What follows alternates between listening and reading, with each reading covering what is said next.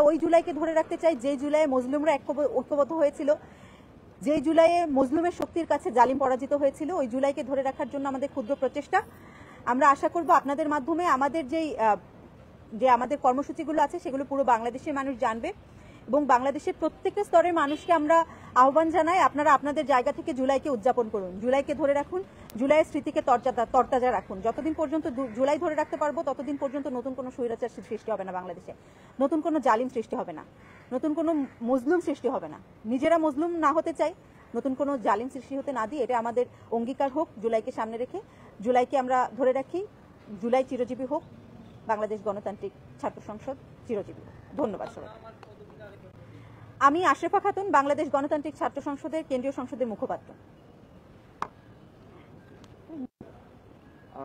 ধন্যবাদ মুখপাত্র আশরাফা খাতুনকে। আমরা বাংলাদেশ গণতান্ত্রিক ছাত্র সংসদের পক্ষ থেকে আমরা যে বর্তমানে ইন্টারিম গভর্নমেন্ট আছে সেই ইন্টারিম গভর্নমেন্টকে বারবার এই দাবি জানিয়ে আসছি যে আসলে জুলাই অভ্যুত্থানে যেসব শহীদ এবং আহতরা আছে সেই আহত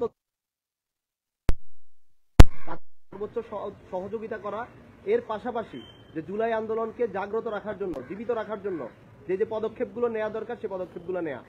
আমরা জুলাই আন্দোলনের পরবর্তী সময়ে বাংলাদেশের মুক্তিযুদ্ধের পরে বাংলাদেশে এরকম ইভেন্টফুল কোনো মাস হচ্ছে বাংলাদেশের রাজনীতিতে, সামাজিক জীবনে, রাষ্ট্র জীবনে এত গুরুত্বপূর্ণ ইভেন্ট আর হয়নি।